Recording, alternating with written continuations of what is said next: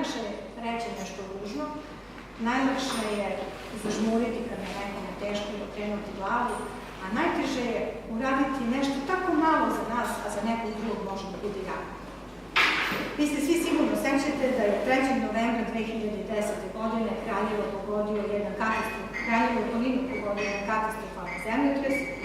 Mi nismo čekali da nas neko pita za pomoć, koleginice i ja smo otišli u Beograd i kontaktirali ljude koje smo trebali da kontaktiramo i tada je od svih naših pretplata, od svih naših oglasa upućena skromna finansijska pomoć građanima Kraljeva i okoline i na to smo jako ponosni.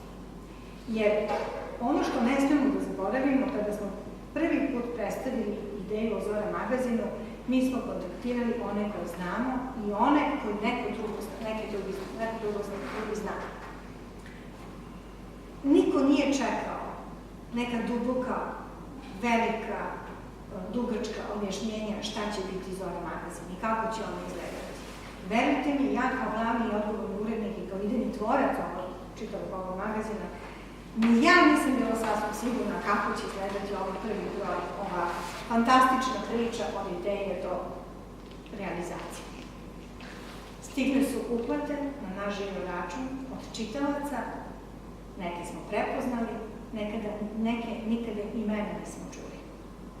Ljudi su uplaćivali pretplatu na godinu dana, koja je od prvog dana i do današnjeg dana potpuno ista. Jer Zora magazin je kvartalni magazin, štampa se 3000 primeraka, izlazi u martu, junu, septembru, decembru svake godine i godišnja pretplata sa uračunatom poštarinom je svega 200 dinara.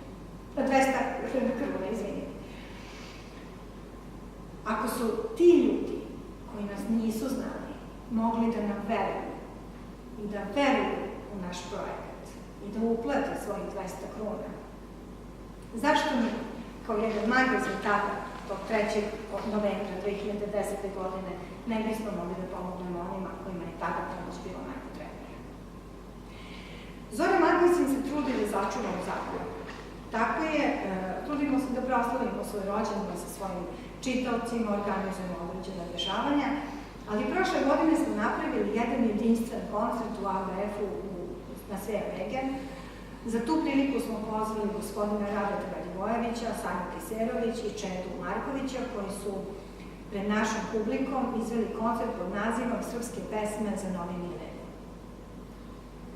Koncert je bio jako dobro posvećen, postoji interesovanje da se to možda reprizira, možda ćemo to i napraviti u nekom narednom periodu, ali je interesantno i to da, bez obzira koliki su uticaj ove okoline gde se mi sada nalazimo, kolike su kulturne razlike, jezičke, da i ne govorim, uvek postoji jedna deo nostalgije, jedna želja da se čuje naša pesma, naša reč i da se podsjetimo na one pesme koje smo nekako tamo u kraju slušali.